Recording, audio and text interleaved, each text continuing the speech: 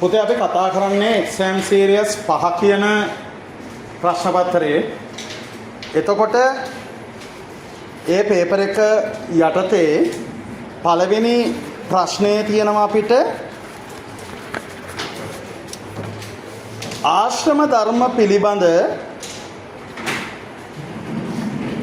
ආශ්‍රම ධර්ම පිළිබඳ බ්‍රාහ්මණ ඉගැන්වීම් වලට අනුව බ්‍රහ්මචාරී ආශ්‍රම අවධියේදී විවිධ ශිල්ප ශාස්ත්‍ර අධ්‍යයනය කළ යුතු වන්නේ.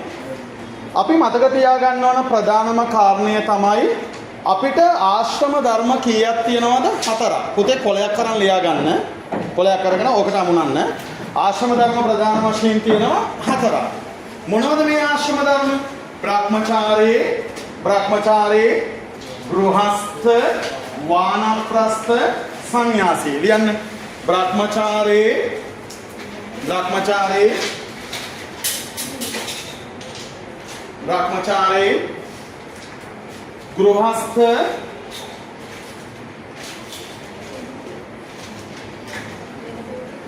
ගෘහස්ත,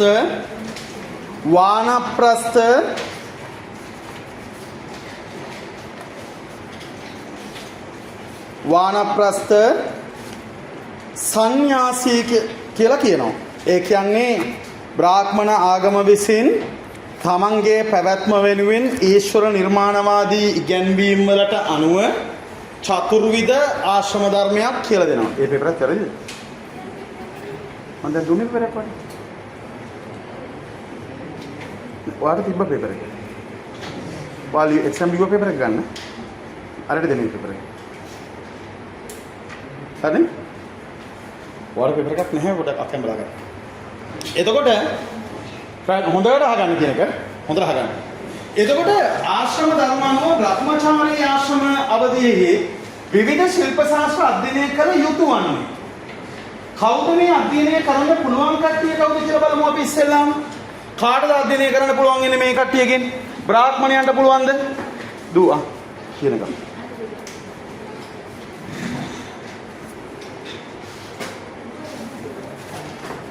බ්‍රාහ්මණයන්ට අධ්‍යයනය කරන්න පුළුවන්ද? පුළුවන්. ඒ කියන්නේ අධ්‍යාපන අයිතිය බ්‍රාහ්මණයන් සතු කර ගන්නවා. ශාස්ත්‍රීය වර්ණිකයන්ට පුළුවන්ද පුතේ? ශාස්ත්‍රීය කියන්නේ රජවරු. පුළුවන්ද? පුළුවන්. වෛශ්‍ය වර්ණිකයන්ට පුළුවන්ද? ඉතා පැහැදිලිවම පුළුවන්. එහෙනම් මේකේ උත්තරේ වෙන්න ඕනේ මොකද්ද? බ්‍රාහ්මණයන් විසිනි, ශාස්ත්‍රීයයන් විසින් පමණි, බ්‍රාහ්මණයන් හා ශාස්ත්‍රීයයන් විසින් පමණි, බ්‍රාහ්මණයන් හා වෛශ්‍යයන් විසින් පමණි. උත්තරය අංක 5. පැහැදිලි පස්වෙනි උත්තරේ.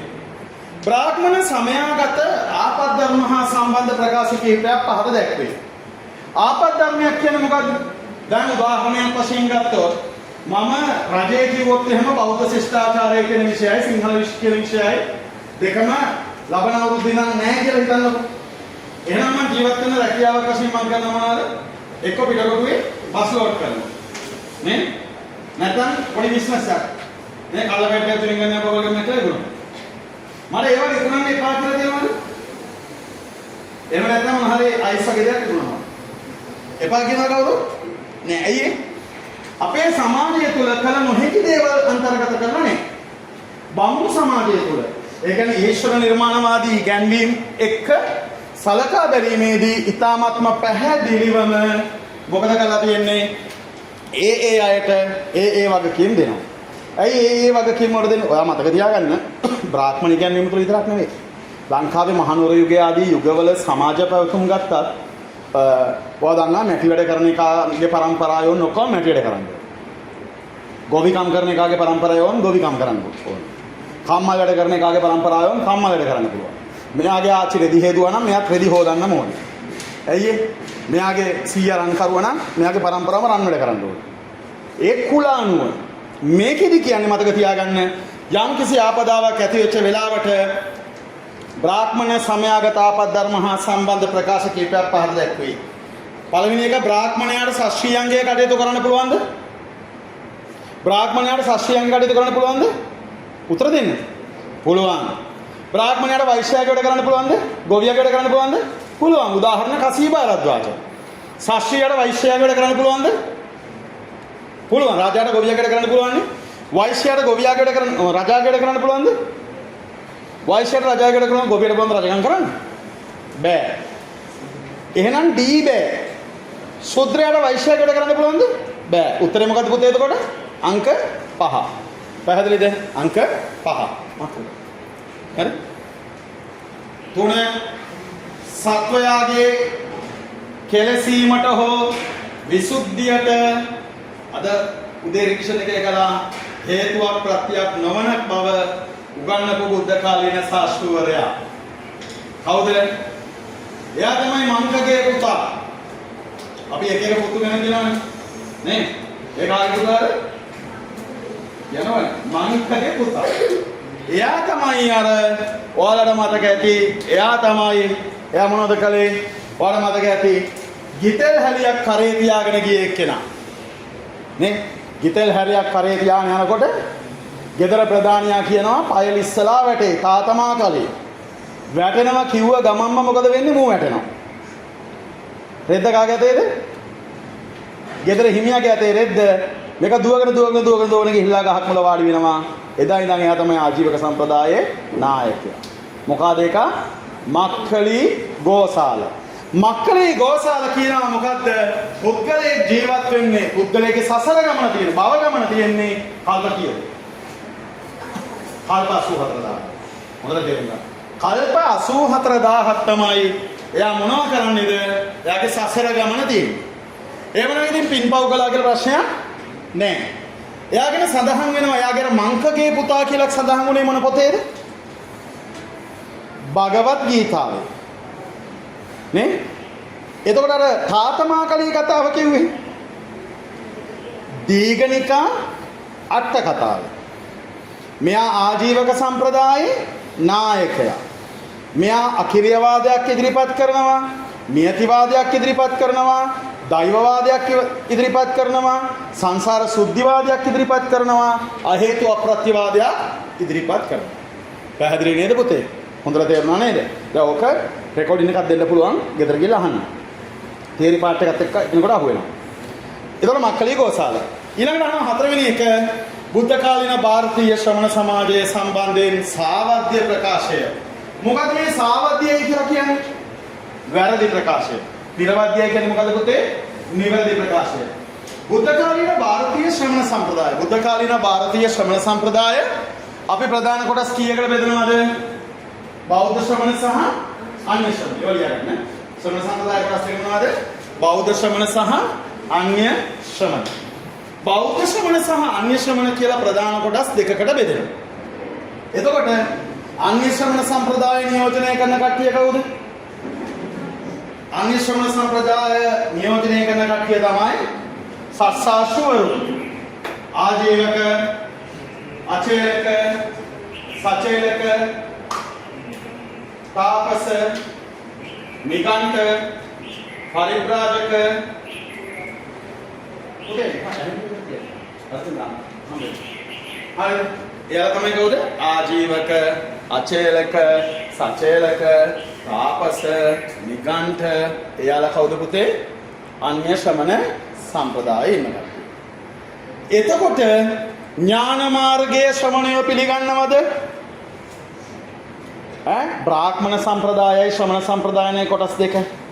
බ්‍රාහ්මණ සම්ප්‍රදාය තුළ පුතේ ඊශ්වර නිර්මාණවාදී ගැන්වීමක් ගැන කතා කරන්නේ. ඒ කියන්නේ මේ ලෝකෙම වපු දෙවියන් වහන්සේ කෙනෙක් ඉන්නවා කියලා අර විශ්වාස කරනවා. හැබැයි ශ්‍රමණ සම්ප්‍රදාය මොනවද විශ්වාස කළේ? ඥාන මාර්ගය තමයි විශ්වාස කරන්නේ. එයාලා මොකද කරන්නේ? අපි වගේ පාඩම් කරන්නේ නැහැ. භාවනා කරලා විවිධ අධිගම වලටපත් වෙනවා. විවිධ අධිගමන වලටපත් වෙනවා නම් නිවැරදි ප්‍රකාශයක් තමයි ඥාන මාර්ගය පිළිගන්නවා හරිය. කර්ම මාර්ගය ප්‍රතික්ෂේප කරනවා. කර්ම මාර්ගය ප්‍රතික්ෂේප කරනවා කියලා කියන්න බෑනේ. ඇයි ඒ? ඇයිද යන්නේ? කර්ම තුනක් හඳුන්වලා දෙනවා කවුද? නිගණ්ඨනාථ පොතතුමා. කාය කර්ම, වචී කර්ම, මනෝ කර්ම. එයා කර්ම කියලා නෙමෙයි හඳුන්වන්නේ. දණ්ඩ කියලා. කාය දණ්ඩ, වචී දණ්ඩ, මනෝ දණ්ඩ කියලා හඳුන්වනවා. ඒ කියන්නේ නාථ පුතතුමා පොළු තුනක් විශ්වාස කරනවා. එක කාය පොල්ල කියලා ලියන්නේ කාය දණ්ඩ. අනිත් එක වචී දණ්ඩ, මනෝ දණ්ඩ. අපෝ කියන්නේ කාය දණ්ඩ, වාචී දණ්ඩ, මනෝ දණ්ඩ ප්‍රධාන කොටස් 3. චින්තන නිදහස අගය කරනවලු. ශ්‍රමණ සම්ප්‍රදාය චින්තන නිදහස අගය කරන්නේ නැද්ද? අගය කරනවා. ඔයා හිතනවාද බ්‍රාහ්මණ සම්ප්‍රදායේ චින්තන නිදහස තිබ්බ කියලා? බම්මණ හිතන දේවල් හිතන්න පුළුවන්ද අනිත් අයට? ශූද්‍රයන්ට බැහැ. හැබැයි ශ්‍රමණ සම්ප්‍රදායයට හිතන්න පැහැදිලිද? සිතීමේ නිදහස තිබ්බා. අන්තගාමී තාපසචර්යා පිළිගන්නවා. පිළිගන්නවද? ඔව්. සමහර අය ඉන්නවා එළුවෙක් විදියට. ජීවිත කාලෙම එළුවා විදියට තමයි ඉන්නේ. එයාට කියනවා අජරුප කියලා. සමහර අය පුතේ බල්ලා විදියට ඉන්නවා. බල්ලා විදියට පුරනවා, බල්ලා විදියට කනවා, බල්ලා විදියට නිදිය ගන්නවා, බල්ලා විදියට ඇවිලා ඉන්නවා. ආයෝන පුතා. සුන්නක වෘත. හරිද? කුකුර වෘත. පැහැදිලිද? පංචතාපයෙන් වෙනවා. ලොකු කලබල තලාවක් මත වාඩි වෙලා ගිනි යවුවේ හතර පැත්තේ මොනවද කරන්නේ? ගිනි කොටවල් හතරක් ගහන් ඉන්නවා. සමීපයනේ ඉන්නේ හෙලකොට්ටේ. හරිද? නිකන් අත්දැකීමක් ඉන්න බලන්න. තේරුණාද? නිකමට හෙළුවෙන්නේ නැතුව අවුවේ ඉඳලා බලන්න බෑනේ. උත්තරේ මොකද්ද? අගාරික ප්‍රතිපදාව අනුගමනය කරනවා කියන එක තමයි උත්තරේ අංක 4. ක්‍රිස්තපූර්ව 6 වෙනි සියවසේ ಭಾರತ දේශයේ නගර නිර්මාණය හා නාගරීකරණයට බලපෑ ප්‍රමුඛතම සාධකය වන්නේ මොකද්ද කියලා අහනවා. පුතේ සිටුවර පන්තිය නෙවෙයි. සිටු පන්තියක් ඇති වුණා කියලා ඒක නාගරීකරණයට බලපාපු ප්‍රධාන සාධකයක් වෙන්නේ නේ. නාගරීකරණය ඒ විශේෂ බලපාන ප්‍රධානම සාධකය තමයි යුද ගැටුම් ඉහළ යාම. ඇයි යුද ගැටුම් ඉහළ යාම වෙන්නේ? දැන් අපි උදාහරණයක් වශයෙන් ගත්තොත් මේ කාලේ ඇමරිකාවේ ජනාධිපතිතුමන්ගේ ප්‍රශ්නේ මොකද්ද? කන්න නැතුවද ගහගන්නේ? කන්න නැතුව නෙවෙයි ගහගන්නේ. වෙන සමාජ ප්‍රශ්නයක්ද? එයාට තියෙන්නේ එයා කැමති නෑ වෙන කෙනෙක් තමන්ගේ බලය අභිබවා යනවට. මෙයාට ගොඩාක් සල්ලි තිබ්බොත් මෙයා කවදා හරි මෙයාට ඊට පස්සේ ඕන වෙන්නේ මොකද්ද? මෙයා ඉස්සෙල්ලාම try කරන පන්සලේ දායක සභාවේ මොනව වෙන්නද?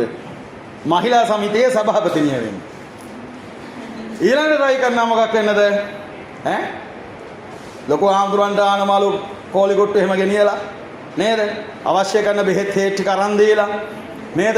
සතර පොයේටම සිල් සමාදන් වෙලා සතර පොයේට සිල් ගන්න අයට ආවතේවකම් කරලා අන්න මෙයා කවුරු වෙනද පටන් ගන්නෙ? මොකක් වෙනද පටන් ගන්නෙ? මොකක් වෙනද පටන් ගන්නෙ? මෙයා ඊළඟට කැමති මොකක් වෙන්නද? පන්සලේ ප්‍රධාන දායිකාව වෙන්න. මෙයා කල්පනා කරනවා හීනුත් පේනවා බුද්ධ කාලීන විහාරස්ථානයේ ප්‍රධාන දායිකාව කවුද? එක්කෝ විශාඛාව නේද? එහෙනම් ඒ හා සමානව මමත් මොකද වෙන්නේ? නම මොකද? දේව්මි මම දේව්මි නේ මමත් ඒ වගේ ප්‍රාර්ථනා කරනවා. පැහැදිලිද? අන්න බලය. ඊළඟට try කරන්නේ මොකද්ද? දේශපාලන බලයක් එහෙම තිබ්බොත් නරකම නෑ. පාර්ලිමේන්තුවෙන් පොඩ්ඩක් try කරන්න. ඕක පිස්සුවක්. ඕක වියරුවක්. පැහැදිලිද? හැබැයි මෙහෙම හිතන්නකෝ. එහෙම තිබුණාම තමයි ගැටෙන්නේ. දැන් අපි උදාහරණයක් වශයෙන් ගත්තොත් මෙයක් පන්සලේ දායිකාව මෙයක් පන්සලේ දායිකාව. දායිකාවන් දෙදෙනා අතර මොකද වෙන්නේ? ප්‍රබල ගැටුමක් ඇති වෙනවා. ඇයි ඒ? Tamanට ප්‍රධාන දායිකාව වීම සඳහා උත්සාහ කළ බලන්න. උත්තර 2 6 මහා කච්චායන මහරහතන් වහන්සේගේ ධර්මය අසා තෙරුවන් සරණ ගිය චණ්ඩපද්‍යෝත රජතුමා බුද්ධ කාලේ කොහෙද පාලකයා? චණ්ඩපද්‍යෝතගේ රාජ්‍ය තමයි අවන්ති රාජ්‍ය. මොකද්ද? අවන්ති රාජ්‍ය.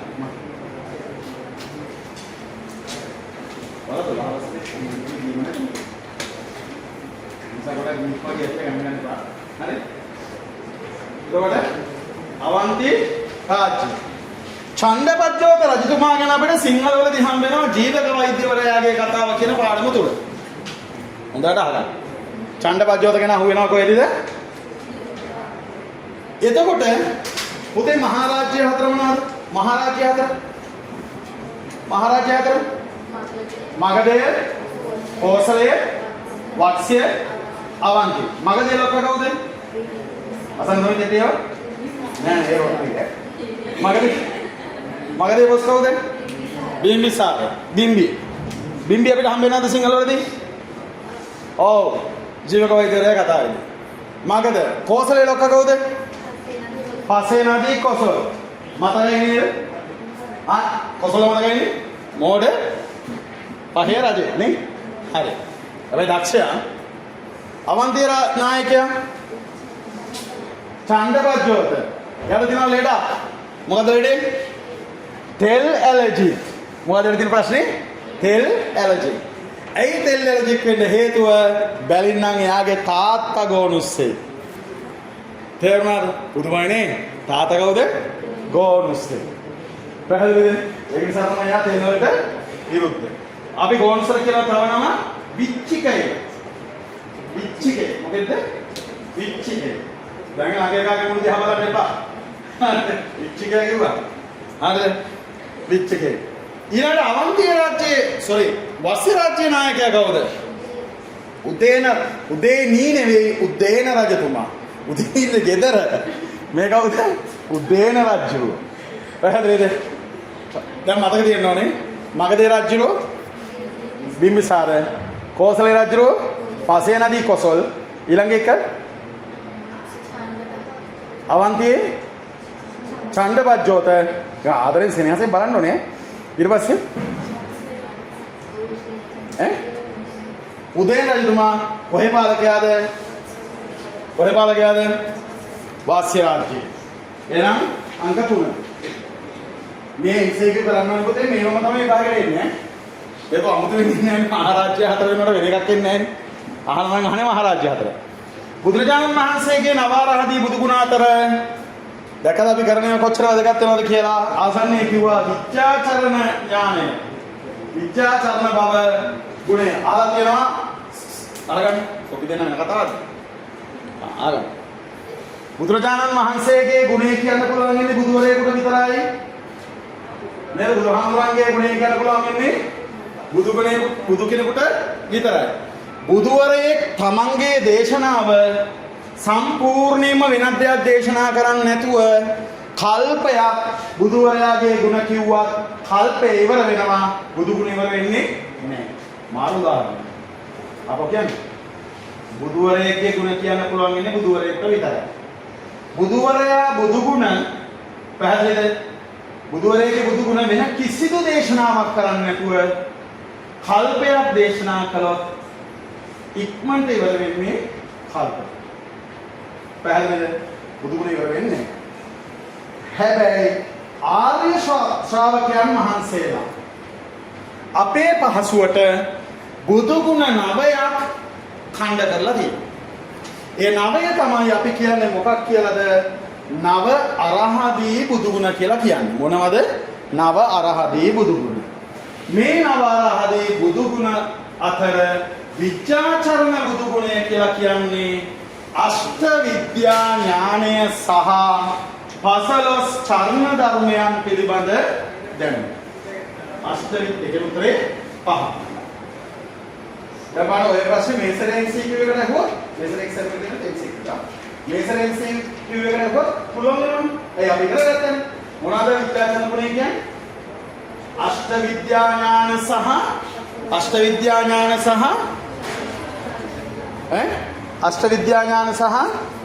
15 චර්ණ ධර්ම පිළිබඳව තියෙන අවබෝධය. පැහැදිලිද? මට තියෙනවද ඒක? මට තියෙනවද? නෑ. ෂුවර්? ඇයි මට නැත්තේ? මම බුද්ධත්වයේ පැත්තකින් කියන්නේ අඩුම තරමේ කෙලෙස්වත් ප්‍රහීන කරලා නෑ. කෙලෙස් බරිත කෙනෙක්ද? මට කෙලෙස් වැඩිද? කෙලෙස් වැඩිද? කොහොමද දැනගත්තේ? ඒක නිසා තමයි සසර ගමන මේ විදිහටම යන්නේ. තේරුණාද? හැබැයි මට විශ්වාසයක් තියෙනවා ලබනාත්ම මම කවුරු වෙන්නේ නැහැ කියලාද? තිරස්චීන ආත්මයක සතර අපායේ ඉපදෙන්නේ. මම හිතන්නේ ඔයාලා සතර අපායේ ඉපදෙන්නෙත් නැහැ. සතුටුනේ? ඇයි අනිවාර්ය සතර අපායේ ඉපදෙන්නේ නැති වෙන්න හේතුව? ඔයා තථාගතයන් වහන්සේ පිළිබඳව මොනවද? පැහැදුණු නිසා. දැන් මෙතෙක් නොපැහැදී හිටියා නම් අදින් පස්සේ පැහැදෙන්න ඕනේ. ඉස්සරහම පැහැදෙන්න ඕනේ කවුරු පිළිබඳවද? ගුරුවරයා පිළිබඳව. හරි. ඊළඟට පැහැදෙන්න පිළිබඳව ගුරුවරයා උගන්වන බුදු ගුණ පිළිබඳව විශ්වාස කරන්න ඕනේ. පැහැදිලිද? පැහැදුණා නේද? හරි. එහෙනම් අපි කවදාකවත් සතර අපාය ඉපදෙන්නේ නැහැ. අපි ඊළඟ ආත්ම භාවයේදී හම්බ වෙමු. හම්බෙලා මොකද කරන්නේ? BSc ඉගෙන ගන්න. ඊළඟ අවුරුද්දේ ඊළඟ ආත්මේ ඉගෙන ගන්නවා. එහෙනම් අද ගෙදර ගිහලා බය නැතුව කියන්න ඕනේ මහා කුසල කර්මයක් කරගත්ත රොට්‍රියට ගිහිල්ලා නේ ගුරුවරයා පිළිබඳව පැහැදුනා. ඊට පස්සේ ගුරුවරයා කියපු නිසා චූටි නංගි තේරෙනවද? බුදුවරයා ගැන පැහැදුනා.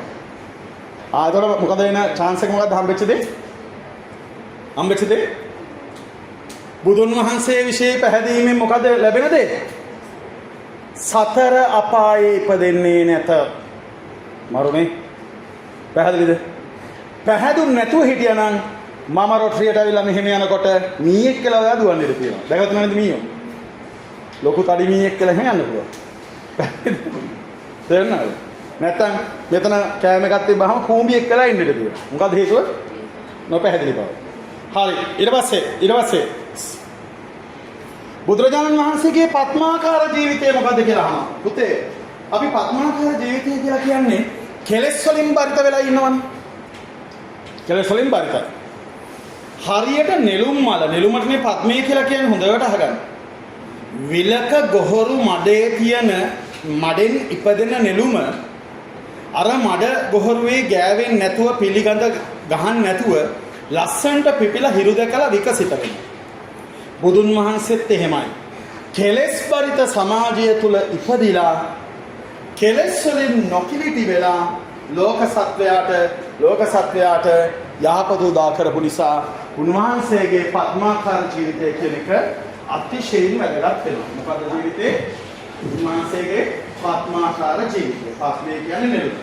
අපි බලමු බුදුරජාණන් වහන්සේගේ පద్මාකාර ජීවිතය පැහැදිලි කරන ප්‍රකාශය වන්නේ එක මහා කරුණා සමාපත්තියෙන් ලෝකයේ බැලීම. ඒක පద్මාකාරී නෙවෙයි. දෙක කෙලෙස් වලින් ආතුරුවන් අනාතුරව නොකිලිටව වාසය කිරීමයි. පිළිතුරු අංක 2. නවවෙනි එක බෙදුවෙන් දහම් කඳ භජනය කරින් ගුණ කඳ. මොකද්ද? බණ දහමින් සසඳ. මොකද්ද මේකට හේතුව? මේකෙන් විස්තර වෙන බුදු ගුණය මොකද්ද? භගවා කියන බුදු ගුණය. භගවා 10 විවිධ ආගමික මතවාදවල වහලුන් වී සිටි ಭಾರತೀಯ ජනතාවගේ ආත්ම ශක්තිය හා ස්වාමීත්වය තහවුරු කිරීමෙහිලා උත්තේජනයක් ඇති කිරීමට සමත් වූ බුද්ධ දේශනාව මොකද්ද කියලා අහනවා. පුතේ සාමාන්‍යයෙන් මතක තියාගන්න විවිධ ආගමික මතවාදවල වහලුන් වෙලා ඉන්නවා කියලා කියන්නේ මේ සසර ගමනේදී පැහැදිලිද? අපිට ස්වාධීනත්වය කියලා දෙයක් තියෙනවා. ඒ කියන්නේ ජීවත් වෙනකොට ස්වාධීන අයිතියක් ලබා ගන්නවට අයිතිය තියෙනවා. ඔයාලට නිදහසේ හිතන්න තියෙනවා. එහෙනම් ඔයා කාගේවත් යටතේ පාලනය වෙන්න අවශ්‍යතාවයක් නැහැ. ඔයාලට චින්තන නිදහස තියෙනවා. ජීවත් වීමේ නිදහස තියෙනවා. එතකොට බුදුහාමුදුරුවෝ කියනවා බුදුවරයාට කවදාවත් තව කෙනෙක්ගේ විමුක්තිය සාදන්න බෑ. තමන්ගේ විමුක්තිය සාදා ගන්න ඕනේ තමන් විසින්මයි. හැබැයි බුදුන් වහන්සේට කියලා දෙන්න පුළුවන් මාර්ගය.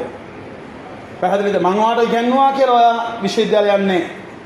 මට ක්‍රමවේදය කියලා දෙන්න පුළුවන්. ඔයා මොකද කරන්න ඕනේ? මහන්සි වෙන්න ඕනේ, කැප වෙන්න ඕනේ. එතකොට විවිධ ආගමික මතවාදවල වහලුන් වී සිටින ಭಾರತೀಯ ජනතාවගේ ආත්ම ශක්තිය සහ ස්වාමීත්වය තහවුරු කිරීමෙහිලා උත්තේජනයක් ඇති කිරීම සමත් වූ බුද්ධ දේශනාව වන්නේ එක තමන් කළ සියලු කර්මවල විපාක තමන්ම විඳිය යුතුයි යන්නයි. ඒකට ස්වාමීත්වයයි කියන එකේ විමුක්තිය ලබා ගැනීම හෝ නොගැනීම තම තමන්ගේ පෞද්ගලික වගකීමක්. උත්තරයන්ක 2. පැහැදිලිද? විමුක්තිය ලබා ගන්නවද නැද්ද කියන එක තම තමන්ගේ පෞද්ගලික වගකීමක්. පැහැදිලිද මං කියන්නේ? 11. අග්‍ර බුද්ධ උපස්ථායක ආනන්ද හිමියන් වෙත පැවරුණු වගකීමක් නොවුවේ. ආනන්ද හිමියන් විසින් කරනු ලබන ආරාධනා බුදුන් වහන්සේ පිළිගත යුතුය. ඔව් ඒක කොන්දේසියක්. බුදුන් හාමුදුරුවන්ට අග්‍ර උපස්ථායක තනතුර දෙනකොට තනතුර ගන්න ඉස්සෙල්ලා ආනන්ද හාමුදුරුවෝ බුදුහාමුදුරුවන්ගෙන් ඉල්ලීම් ටිකක් කිව්වා. මම මෙන්න මේ ඉල්ලීම් ටික ඉෂ්ට කළොත් විතරයි මම මොනවා වෙන්නේද? අග්‍ර උපස්ථායක තනතුරටපත් වෙන්නේ. ජේතවනාරාමයේ පැමිණෙන ආගන්තුක සංඝයාට අවශ්‍ය සිව්පසය ලබා දීමට සංවිධානය කිරීම. එහෙම එකක් නම් දන්න තරමින් පැවරුනේ නැහැ. එහෙම වගකීමක් නෑ. පැහැදිලිද? ඔයා කල්පනා කරනකොට මොලයක් තියෙනවා. බුදුහාමුදුරුවෝ හැම අවස්ථාවකදීම ජේතවනාරාමෙම හිටියා. අග්‍ර උපස්ථායක හාමුදුරුවෝ හැමතැනම වැඩම කරන්නේ නේ. උත්තරයන්ක 2. මහා ප්‍රජාපති ගෞතමිය හා සම්බන්ධ සාවද්‍ය ප්‍රකාශය. සාවද්‍ය ප්‍රකාශය, වැරදි ප්‍රකාශය. චිරරත්නඥ භික්ෂුණීන් වහන්සේලා අතර අග්‍රස්ථානය. හරි. කපිලවස්තුවේ නීග්‍රෝධාරාමයේ ඉදිකිරීමේ ප්‍රධාන දායකව. ඒකත් හරි. හරිද? කපිලවස්තුවේ තමයි නීග්‍රෝධාරාමය. ගෞතම බුද්ධ ශාසනයේ එකක් අතහැරුණා. විශාලා මහනුවර කූටාගාර ශාලාවේදී පැවිදි උපසම්පදාව ලැබීම. ඒකත් හරි. අත ගැවින අර තුවාල වෙලා කකුල් නේ හරි අමාරු වෙයි යනකොට ආනන්ද හමුදුර බුද්ධ මාතාව පිටවලෝ හැදීමෙන් තමයි කරන්නේ. ගෞතම බුද්ධ ශාසනයේ ප්‍රථම උපසපන් භික්ෂුව හරියටම හරි භික්ෂුණිය. තේරෙනවද? පළවෙනි අපි ඒකට කියනවා උපසපන් සෝතාපන්න කෙනත් එයා. පැහැදිලිද? සෝතාපන්න භික්ෂුන් වහන්සේ කවුද? අඤ්ඤා කොණ්ඩඤ්ඤ. කොණ්ඩඤ්ඤ හාමුදුරුවෝ තමයි පළවෙනි සෝවාන් වෙච්ච භික්ෂුව. ඒ ඉසිපතන විගදායේ ධම්මචක්කය හමුවහම සෝවාන් වෙනවා අනන්ත ලක්ෂණය හමුවහම රහත් වෙනවා. මතකයිද? ඒකට උත්තරයන්ක 5. පුද්ගල ශක්තිය තහවුරු කිරීමට ධර්මයේ භාවිතා නොකරන යෙදුම මොනවද? විඥාන ධාතුව කියලා එකක් නේ. ආරම්භක ධාතුව වනේ, නික්කම ධාතුව වනේ, පරක්කම ධාතුව වනේ. නැත්නම් මොකද්ද? විඥාන ධාතුව. උපක්කම ධාතුව කොහොමද? රාජ්‍ය භාවනය පිළිබඳ බෞද්ධ ඉගැන්වීමකට අදාළ ප්‍රකාශ කිහිපයක් පහර දැක්වේ. දීඝනිකායේ අග්ගඤ්ඤ සූත්‍රයේ සඳහන් රාජ්‍යයේ ප්‍රභවය පිළිබඳ විස්තරයට අනුව ඉහත ප්‍රකාශ වලින් නිවැරදි වන්නේ මොකද්ද කියලා අහනවා. 1. මහා සම්මතයේ තෝරාගත් බැවින් රජු මහා සම්මත වේ. 2. ක්ෂේත්‍රවල අධිපති බැවින් රජු කාන්තිය වෙනම් වේ. C. දැහැමිව ජනයා රංජනය කරන බැවින් පාලකයා රාජා වේ. වැරදි කරවන දඩුවම් දීම පාලකයාගේ ප්‍රධාන වගකීම වේ. රාජ්‍යයට බදු ගෙවීම ජනතාවගේ යුතුකමක් වේ. ඊළඟ අහනවා දීඝනිකායේ අග්ගඤ්ඤ සූත්‍රයේ සඳහන් රාජ්‍යයේ ප්‍රභවය පිළිබඳ විස්තර අනුව ඉහත ප්‍රකාශ වලින් නිවැරදිම ප්‍රකාශය මොකක්ද කියලා අහනවා. A පමණින් A නිවැරදි, B නිවැරදි, C නිවැරදි, D නිවැරදි. ඔක්කොම E නිවැරදි. උත්තරයන්ක 5. වහම කරන්න.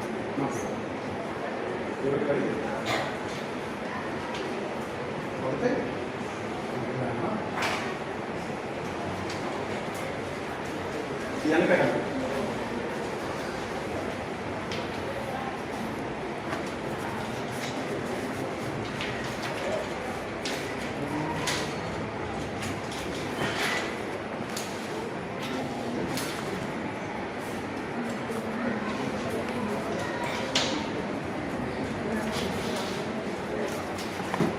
ඊළඟට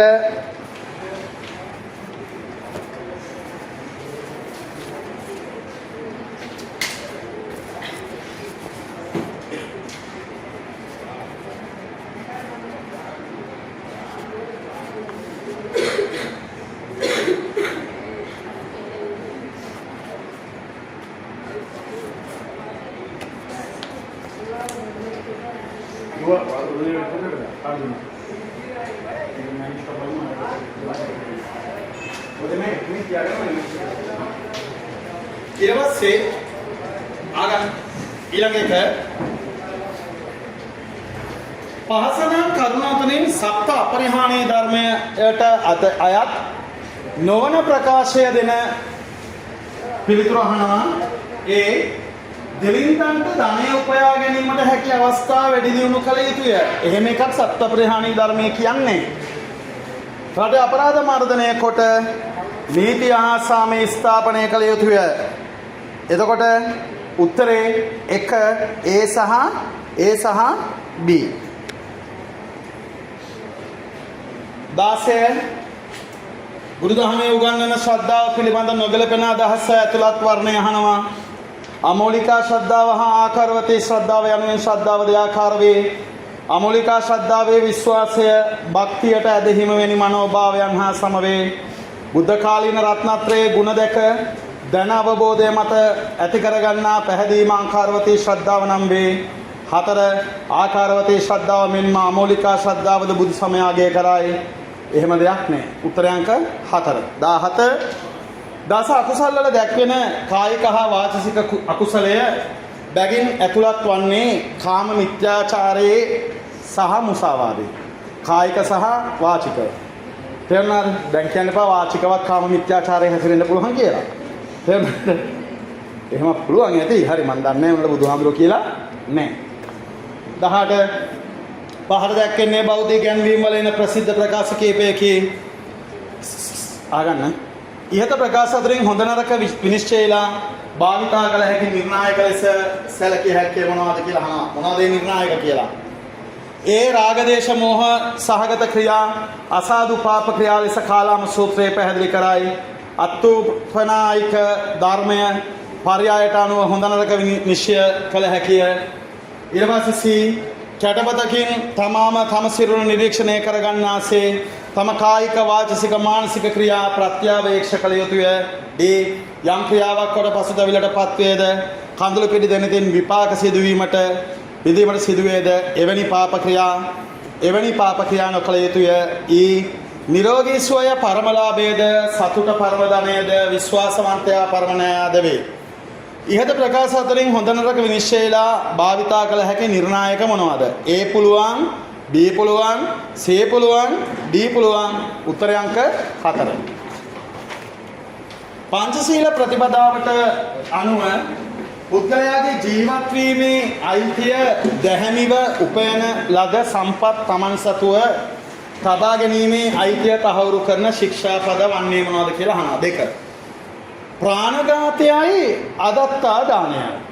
තේරුණාද? අදත්තා දානය කියන්නේ අනුන්ගේ දෙයක් හොරකම් කරනවා කියන එක.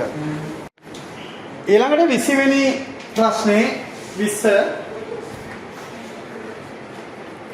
සෞන්දර්ය රසාස්වාදය බුදු සමයට අනුචිත නොවුවකේ බුදුරජාණන් වහන්සේ මෙන්ම විතරාගී උතුමන්ද නිරාමිස සෞන්දර්ය රසාස්වාදය කළ බව බෞද්ධ මූලාශ්‍රවල දක්නට ලැබේ. ඒ කියන්නේ බුදුහාමුදුරුවෝ සාහිත්‍ය රසාස්වාදය විඳිනවා. හැබැයි ඒක විඳින්නේ නිරාමිසව. අපි සෞන්දර්යය අල්ල ගන්නවා, උන්වහන්සේ සෞන්දර්යය අල්ල ගන්නේ නැහැ. අපිට උදාහරණ ඕන තරම් තියෙනවා. උක්කුට කියන කර්ණම් කරුවා. කර්ණම් ගහනකොට ඒක අගය කළා තව වාගේ හැකියාවන් වර්ධනය කරන්න කියලා බුදුහාමුදුරුවෝ කිව්වා. බුදුරජාණන් වහන්සේ ගොඩාක් රෝගාතුර වෙලා පරිනිර්වාණ මංචකයට යනකොට ඔයාලට මතක ඇති තේර තේරී ගාථා ඇහුවා. ඒ කියන්නේ තෙරණින් වහන්සේලාගේ උදාන ගීත. පැහැදිලිද? ඒ කියන්නේ සෞන්දර්ය භුක්ති විඳීම උතුමාණන් වහන්සේලාට අකැප දෙයක් නෙවෙයි. හැබැයි ඒක විඳින්න ඕනේ මොනක් ගුරු පැටියෝ කියවන්න තියෙනවා. ඔය මෙතරින් කියවන්න බෑ. හරි කියවුවොත් එළියේ මේ මොකද මං කිව්වේ? ගණන් ගන්න වෙලාවට පිස්සු කෙලින්න එපා. වැඩේ කරන්න. ඊට පස්සේ කතා කරන්න. මොකද කිව්වේ? සෞන්දර්යය වින්දා. එතකොට අපි තේරුම් ගන්න ඕනේ මේක එහෙනම් මොකටද මේ බෞද්ධ විග්‍රහයට අනුව සෞන්දර්ය ආස්වාදයේ පදනම කියලා හඳුන්වන්නේ? එකක් ප්‍රසාදය, අනිත් එක නිර්වේදය. උත්තරය අංක 2. ඔයා මේවා හොඳට තේරුම් ගන්න ඕනේ. ශ්‍රමය හා ධනය අතර සම්බන්ධතාවය වඩාත් හොඳින්ම පැහැදිලි කරන සූත්‍ර දේශනාව වෙන්නේ පත්තකම්ම සූත්‍රය. කොහොමද ශ්‍රමය වපුරන්නේ, කොහොමද ධනය උපයන්නේ කියලා සඳහන් වෙන්නේ මොන සූත්‍රයේද? පත්තකම්ම සූත්‍රය. පැහැදිලිද? මම ඔයාලට සූත්‍ර දේශනාවල ඒ සූත්‍ර දේශනාවලට අදාළ වෙනම chart එකක් ගන්නවා. පැහැදිලිද? දැන් අද උදේ රිවිෂන් ළමයි දන්නවනේ උදේ මේ මක්කලි ගෝසාලගේ chart එක ගැහුවා. තියරි නෝට් එකකින් අල්ලන්න බෑ. හැබැයි අරකින් අල්ල ගන්න පුළුවන් උත්තරේ. පැහැදිලිද මම කියන කාරණේ? එතකොට පාඩමින් ඉවර කර යනවා. එතකොට ලේසි. පහර සඳහන් ඡේදයේ හොඳට අහගන්න. පහර සඳහන් ඡේදයේ කියවා හිස්තැන්ට වඩා සුදුසු වර්ණය තෝරන්න ඕනේ. වේයක කුඹසක් ගොඩනගන්නාක් මෙන් බෞද්ධාර්ථික මූල ධර්ම වලට අනුගත පියවරින් පියවර සියාර්ථිකය සමුද්‍රිමත් කරගත් රත්නශ්‍රී මුදලාලි සිය සම්පත් දෙස බලා සතුටු වූයේ හුදෙක් විශාල ධනයක් තමා සතු වීම නිසාම නොවේ. ණය වීසිය ව්‍යාපාර දියුණු කර ගැනීමට තීරණය නොකළ ඔහු නිසි මුදල් කළමනාකරණයව විශ්වාසය තබා ලාභයේ එකම අරමුණසේ නොසලකා අවංකවම ගුණාත්මක සේවයක් සිය පාරිභෝගිකයන් වෙත ලබා දීමට හැම විටම උත්සාහ කළේය. එයම රත්නශ්‍රී මුදලාලිගේ ව්‍යාපාරයේ දිනෙන් දින දියුණු වීමේ රහස වූ අතර බෞද්ධයෙකු ලෙස අකුසල වලින් මිදී කටයුතු කිරීමටද හේතෙම හැම විටම උත්සාහ කළේ ලැබෙන මානසික සුව සහනය සලකාගෙනයි. සිය ව්‍යාපාරයෙන් ලැබෙන ලාභය ආයෝජනයට මෙන්ම පරිභෝජනයටද නිසි පරිදි යෙදූ ඔහු අජුද්දු මාරික හා උදුම්බරාදික යන සාවර්ධ්‍ය පරිභෝජනයෙන් වැළකී සතුටින් ව්‍යාපාර කටයුතු කළේය. ඉහත විස්තරයට අනුව රත්නශ්‍රී මුදලාලි අත්ති සුඛය විඳලා තියෙනවා, භෝග සුඛය විඳලා තියෙනවා, අනන සුඛය විඳලා තියෙනවා, අනවජ්‍ය සුඛය විඳලා තියෙනවා. මොනවාද සුඛ කීයක් විඳලා තියෙනවද? 4ක්. එක මොකද්ද? අත්ති සුඛ, භෝග සුඛ, අනන සුඛ, අනවජ්‍ය සුඛ. උත්තරාංක 5. සූත්‍ර පිටකගත පංචබලි සංකල්පයෙන් ඉදිරිපත් කොට ඇත්තේ මොනවද? පංචබලි වෙන්නේ ඥාති බලි, අතති බලි, මොනවද? පුබ්බපේත බලි. ඔහොම බලි ගැන කතා කරනවානේ. බලි වර්ග 5ක් ගැන කතා කරනවා. රාජයට ගෙවන්න ඕනේ, අයබදු ගෙවන්න ඕනේ නේද? එතකොට මේ කතා කරන්නේ පුතේ ධන පරිභෝජනය ගැන. ධනය පරිභෝජනය කිරීමට. ඒ කියන්නේ ඇත්ත කතාව ගත්තොත් බුදුහාමුදුරුවෝ ඊ타ත්ම අපූර්ව ආකාරයෙන් පුද්ගලයා තුළ මූල්‍යමය විනයක් හදලා තියෙනවා. පැහැදිලිද? ඒ මූල්‍යමය විනය ගත්තොත් දැන් ඔයාලා ආර්ථික විද්‍යාව කරන ළමයි දන්නවනේ. ආර්ථික විද්‍යාවේ පියා වෙන්නේ ඇඩම් ස්මිත්නේ. හැබැයි ඇඩම් ස්මිත් ඉස්සෙල්ලා ඇත්ත කතාව ගත්තොත් ආර්ථික විද්‍යාව පිළිබඳව බුදුහාමුදුරුවෝ ඊ타ත්ම ඉහළ ඇඩම් ස්මිත් දැක්කේ නැති දේවල් ප්‍රකාශ කරලා තියෙනවා. පැහැදිලිද? එනම් උත්තරයන්ක 4. සිංහලවද සූත්‍රයට අනුව උතුර හා දකුණ නියෝජනය කරන්නේ මිත්‍රයන් සහ ගුරුවරුන්. අංක 3. 8 මංගල කරුණු අතරින් සන්තුට්ටි කියන්නේ සන්තුට්ඨිය සතුට ඇති වෙන්නේ මොකක් නිසාද? ලද දෙයින් සෑහීමටපත් වීම. තේරුණාද? ලද දෙයින් සෑහීමටපත් වීම. 26 කරන කලට පව් මීරිය. එතකොටම දන්නවා මීසේ කියනකොටම දන්නවා මදුවා කියලා නේ. මොකද? මදුවා මඤ්ඤති බාලෝ. 2 බුදුරජාණන් වහන්සේ ස්වකීය ශ්‍රාවකයන්ගේ දක්ෂතා හා හැකියාවන් සලකා බලාගත් අනුතුරු ප්‍රදානය කළ බව අංගුත්තර නිකායේ ඔන්න හයිලයිට් කරගන්න ඕන තැන ඒතදග්ග පාළියේහි සඳහන් වේ. අංගුත්තර නිකායේ ඒතදග්ග කියන පාළියේ සඳහන් වෙනමාලු. එසේ අගතනතුරුලාභී ශ්‍රාවකයන් වහන්සේලා කිහිප නමකුගේ නම් සහ තනතුරු පහතින් දැක්වෙන අතර ඉන් දෙනමකගේ පමණක් අගතනතුරු නිවැරදිය. අපි බලමු. පුන්නමන්තානි පුත්ත මහරහතන් වහන්සේ දිවස්ලාභීන් අතර අග්‍රස්ථානයට වන්දන තරමින් නම් පත් වුණේ. ඕනේ. මහා කාශ්‍යප හාමුදුරුවෝ නම් දුතාංගධාරීන් අතර අග්‍රස්ථානය හරියටම හරි. බුදුහාමුදුරුවෝ වගේම ලස්සන සිරුරක් තියෙන බුදුහාමුදුරුවෝ මග වැඩම කරනවා කියලා මහා කාශ්‍යප හාමුදුරුවෝ වැඩම කරපු වෙලාවට මිනිස්සු රැවටෙයි කියලා බයින බුදුහාමුදුරන්ගේ ජීවමාන කාලය පුරාවටම වනකට හිටපු මහරහතන් වහන්සේ නම ප්‍රථම ධර්ම සංගායනාවට මුල් වෙච්ච මහරහතන් වහන්සේ සරියුත් මහරහතන් වහන්සේ 이르දිමතුන් අතර අග්‍රස්ථානයක් නෙවෙයි. මුගලන් මහරහතන් වහන්සේ ප්‍රඥාවන්තයන් අතර අග්‍රස්ථානයක් නෙවෙයි. උපාලි මහරහතන් වහන්සේ විනයධාරීන් අතර අග්‍රස්ථානය. උත්තරේ 5. බුදුරජාණන් වහන්සේ විසින් ශ්‍රී ශ්‍රාවකයන් හික්මවීමෙහිලා හඳුනා දෙන ලද විවිධ දඬුවම් ක්‍රම අතර බ්‍රහ්ම දණ්ඩනය වැදගත් වේ. තුති බ්‍රහ්ම දණ්ඩනය පනවන්න උත්සාහ කරන්නේ බුදුහාමුදුරුවෝ චන්නහාමුදුරුවන්ට. පැහැදිලිද?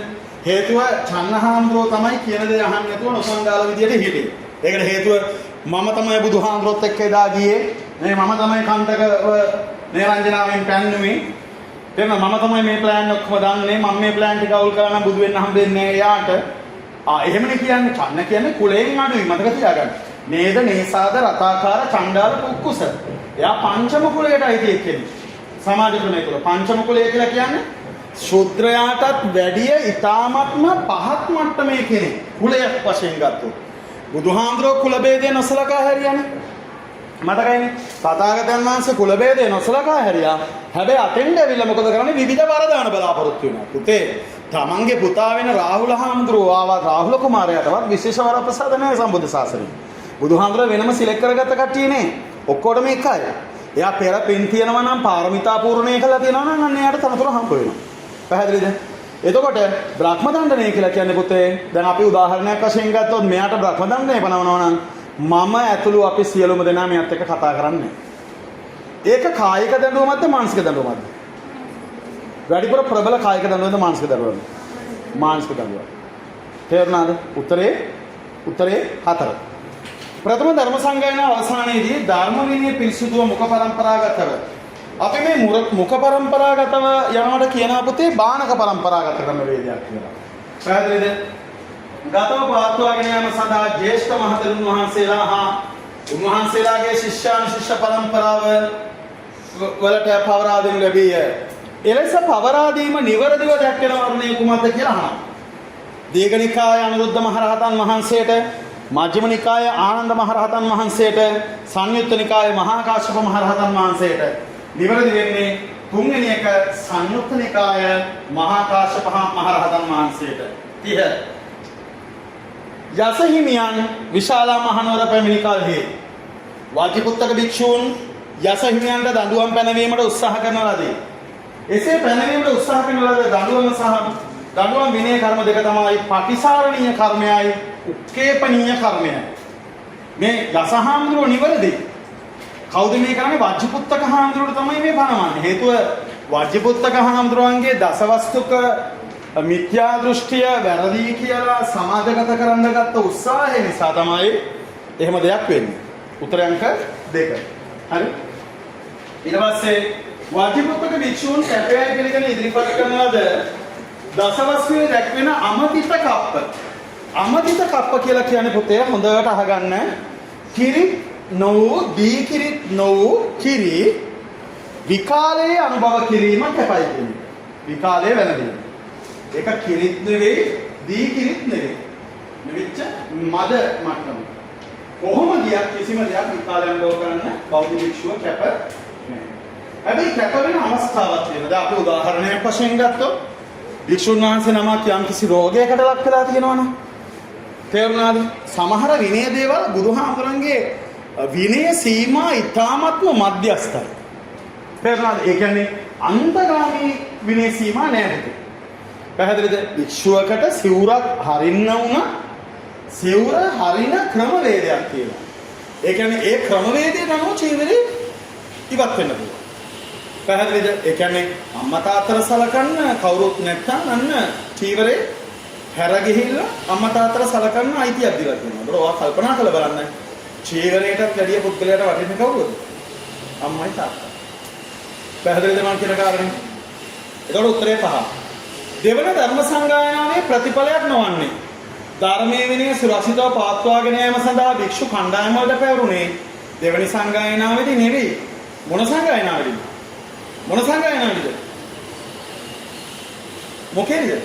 දීපම්මල්ලි සයිමන් අයියාගේ කුඩේ දීඝනිකාය, මජ්ක්‍ධිම නිකාය, සංයුක්ත නිකාය, අංගුත්තර නිකාය, කුද්දක නිකාය. කොට මොකද මේ? දීපන් මල්ලි සයිමන් අයියාගේ කුඩේ. මොකද උදේ? දීපන් දීඝනිකාය. මල්ලි මජ්ක්‍ධිම නිකාය. සයිමන් අයියා කුඩේ මොකේද සඳහන් එතකොට? මොකේද පළවෙනි සංගායනාව? උත්තර අංක 1. තුන්වන ධර්ම සංගායනාවෙන් පිරිසිදු කළ ධර්මයේ විනය දේශාන්තරයන් හේ ව්‍යාප්තිය සඳහා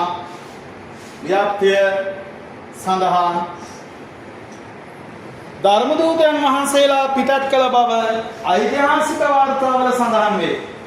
එම වාර්තාවලට අනුව මහිෂ මණ්ඩලයට ගියේ කවුද කියලා යහන්නේ.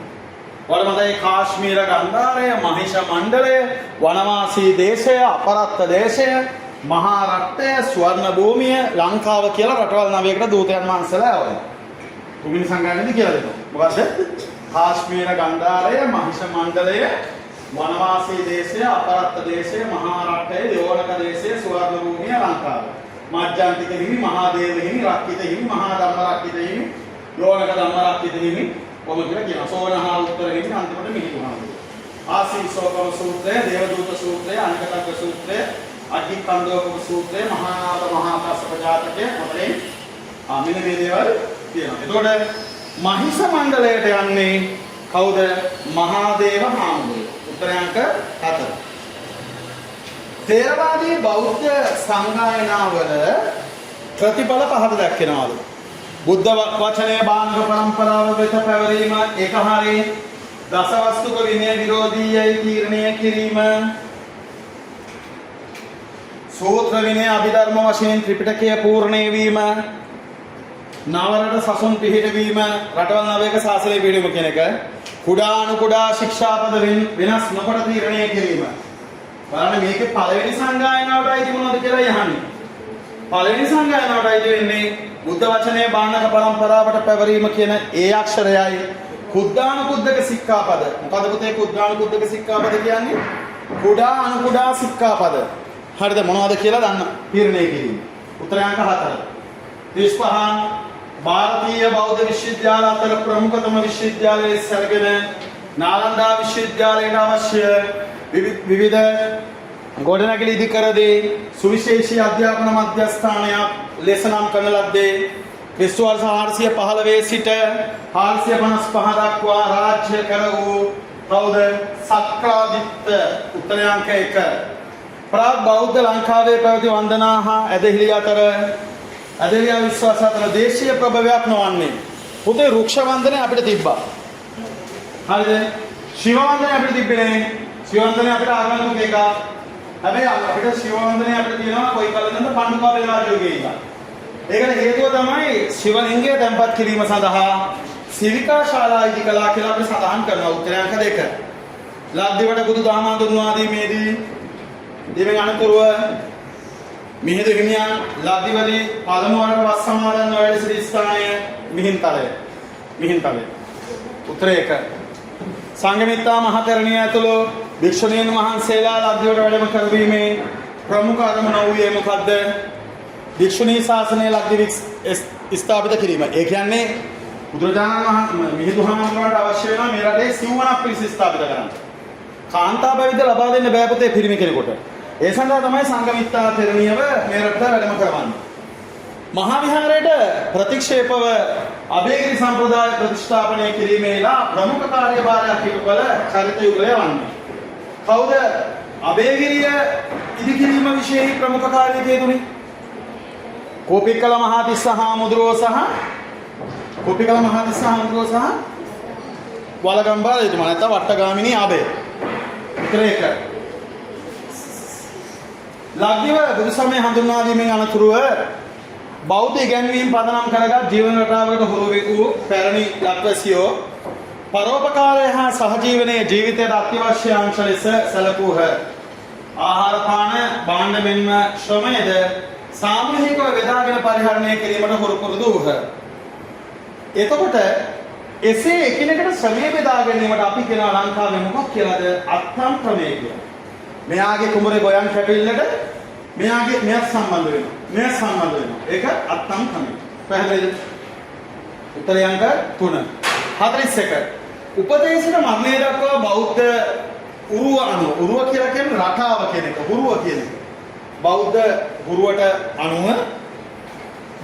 අනුව පදනම් කරගත් ජීවන රටාවට හුරු වූ පැරණි ලක්වැසියෝ පරෝපකාරය හා සහජීවනය ජීවිතයට අත්‍යවශ්‍ය අංග ලෙස සැලකූ ආහාර පාන භාණ්ඩ මෙන්ම ශ්‍රමයේද සාමූහිකව බෙදාගෙන පරිහරණය කිරීමට හුරු වූ. එසේ එකිනෙකා අතර ශ්‍රමය බෙදාගෙන කටයුතු කිරීම අයක කිව්වනේ. ඊළඟ ප්‍රශ්නය. උපතේසිත මරණය දක්වා බෞද්ධ උරුවන්ව ජීවිතය හැඩගස්වාගත් පැරණි ශ්‍රී ලාංකිකයෝ විවිධ අරමුණු සපුරා ගැනීමට පාරම්පරික විශ්වාසය අනුව කටයුතු කළහ. කුඩා දරුවාගේ ගෙලෙහි පංචායුධය පැළඳවීම කිසියම් අපේක්ෂාවකින් සිදු කළ චාරිත්‍රයකි. ඒ අනුව පංචායුධය පැළඳවීමේ අරමුණ මොකද්ද කියලා අහනවා. ඔයා දන්නවා අපි තිබ්බා යාතු කර්ම සහ ద్వාර කර්ම කියලා. පැහැදිලිද? මෙන්න මේ යාතු කර්ම සහ ద్వාර කර්ම අධ්‍යයනය කරනකොට විවිධ උවදුරු වලින් ආරක්ෂා වීම සඳහා තමයි මොකද කරන්නේ? පංචායුධය පළඳවන්නේ. උත්තරයන්ක 4. 42. මහා විහාරික භික්ෂුන් වහන්සේලා ත්‍රිපිටකය ග්‍රන්ථාරූඪ කිරීමට පෙළඹූ ආසන්නතම හේතුව ලෙස සැලකිය හැක්කේ පරසතුරු ආක්‍රමණ බහුල වීම, අබේගිරිකයන් විසින් බුද්ධ වචනය සංශෝධනය කිරීමට සූදානම් වීම, තේරවාදයට පටහැනි මිත්‍යා මත ව්‍යාප්ත වීම, රාජ්‍ය පාලනය දුර්වල වීම, ත්‍රිපිටකය කඩපාඩමින් පවත්වාගෙන යාමට දුෂ්කර වීම. උත්තරේ තමයි අංක 5. ක්‍රිස්තු වර්ෂ 11 වන සියවසේදී කතෝන් නුවර ආක්‍රමණය කොට එහි තිබූ ත්‍රිපිටක ග්‍රන්ථ බෞද්ධ පුරාවස්තු හා භික්ෂුන් වහන්සේලා පගාන් නුවරට ගෙන්වා ලංකාවේ ත්‍රිපිටකය හා සසඳා ත්‍රිපිටකයේ නිර්වද්‍යතාවය තහවුරු කොට ගුරුමේ පිරිසිදු තේරවාදී බුදු සමයේ ව්‍යාප්තියට ප්‍රමුඛ දායකත්වයක් ලබා දෙන ලද්දේ අනවරත රජතුමා. උත්තරේ 2. ලොව පරමාදර්ශී සංඝ සමාජයක් සංවිධානයක් සැලකෙන කායි සංඝ සංවිධානය සම්බන්ධයෙන් සාකච්ඡා ප්‍රකාශ. මේක උත්තර දෙකක් නිවැරදි. එකක් තමයි සංඝ ව්‍යවස්ථාව රාජ්‍ය ව්‍යවස්ථාවට සමාන වීම නිසා සියලු බලතල රජු සතු වීම. ඒක එක උත්තරයක්. දෙවැනි එක තමයි උත්තරේ ප්‍රධාන සංඝ පරිපාලක සංගමයේ කොටස් 4කින් යුක්ත වීම අංක 3. ඒ උත්තර දෙකම නිවැරදි. 45 ජපාන් බෞද්ධයා තුළ ආගමික භක්තිය ප්‍රකට වන අවස්ථාවක් ලෙස එරට බෞද්ධ උත්සව හැඳින්විය හැකිය. වසර පුරාවම විවිධ බෞද්ධ උත්සව පැවැත්වෙන අතර බුදුරජාණන් වහන්සේගේ තෙමඹුල සිහි කිරීමට උත්සව 3ක් වාර්ෂිකව පවත්වනු ලැබේ. බුද්ධත්වයට පත්වීම හා බුද්ධ පරිනිර්වාණය සිහි කිරීමට පවත්වන උත්සව දෙක වෙන්නේ උත්තරාංක 4. උත්තරාංක 4. 46 චීන බුදු සමයේ ව්‍යාප්තිය සඳහා ಭಾರತೀಯ හා මධ්‍ය ආසියානු භික්ෂූන්ගේ සිදු මෙහෙය විශාලය චීනයට වැඩම කර කාශ්‍යප මාතාංග හිමියන් සමග එක්වී ලෝයන්හි ධවල අශ්වාරාමයේ වැඩ සිටමින් බෞද්ධ පොත්පත් රාශියක් චීන භාෂාවට පරිවර්තනය කළ මධ්‍ය ආසියානු භික්ෂූන් වහන්සේ තමයි චූපාලන් හාමුදුරුවෝ. උත්තරේ අංක 3. 47 සිංහල පද්‍ය සාහිත්‍යයේ ස්වර්ණමය යුගය ලෙස සැලකෙන කෝට්ටේ යුගයේදී බුදුගුණ හා ජාතක කතා තේමා කරගත් පද්‍ය කෘතීන් රාශියක් රචනා කොට ඇත. ජාතක කතාවත් තේමා කරගෙන එසේ රචනා වූ පද්‍ය කෘතියක් වන්නේ මොකද්ද? කාව්‍ය සේකරය. විනාඩියක් දෙන්න. කාව්‍ය සේකරය. පැහැදිලිද? කාව්‍ය සේකරයට මුල් වෙන්නේ සත්තුබත්ත ජාතකය. මොකද්ද ජාතක කතාව? සත්තුබත්ත ජාතකය. කාව්‍ය සේකරය මහා කාව්‍යයක්. හරි? සත්තුබත්ත ජාතකය. අස්සුණු මත නැත්නම් අග්ගලා මත. එකෙන් කියන්නේ. බෝධීන් වහන්සේ වටා කටු පියස්ස සහිතව ඉදිකර ලැබූ බෝධි වෘක්ෂය ශ්‍රී ලංකාවට අනන්‍ය වූ කලා නිර්මාණයකි. මෙම බෝධිගල අතර දැනට තරමක් දුරට හොඳින් ආරක්ෂා වී ඇති කලාත්මක අංගයන්ගෙන් යුක්ත බෝධිගරය තියෙන්නේ ඒක දන්නේ නැත්නම් වැඩක් නැහැ. නිල්ලක්ඛගම 49 ශ්‍රී ලාංකේය ස්තූප නිර්මාණය සඳහා ಭಾರತೀಯ සාංචි ස්තූපය පූර්වාදර්ශ කරගෙන තිබුණද දේශීය අනන්‍යතාවය ප්‍රදර්ශනය කළ අංගද කලින් කලදී ස්තූප නිර්මාණය කර තිබේ. ඒ අනුව පාසඳාන ස්තූප අතරින් දේශීය අනන්‍යතාවයක් නොවන අංගය ප්‍රදක්ෂිනාපතය. අපිට සාංචි ස්තූපයක මුණ ගැහෙනවා. සාංචි අවසානික ಭಾರತೀಯ බුද්ධ ප්‍රතිමා කලාවේ සංවර්ධනය සඳහා ගන්ධාර හා මధుර සම්ප්‍රදායන්ගෙන් සුවිශේෂී දායකත්වයක් ලැබුණු බව ඒ සම්ප්‍රදායට අනන්‍ය වූ ලක්ෂණ වලින් තහවුරු වේ. ඒ අනුව පහ සඳහන් ප්‍රතිමා ලක්ෂණ අතුරින් මතුරා සම්ප්‍රදායට අයත් ලක්ෂණය වෙන්නේ හිසකේ ශෛලිගතව කැරකී තිබීම. හිසකේ ශෛලිගතව කැරකී තිබීම. අපි ප්‍රශ්න 50ම සම්පූර්ණයෙන් ඉවර කළා. එක්සෑම් සීරීස් 5 කියන පේපර් එකේ. පැහැදිලිද? අපි මේ සෙන්සුරාදා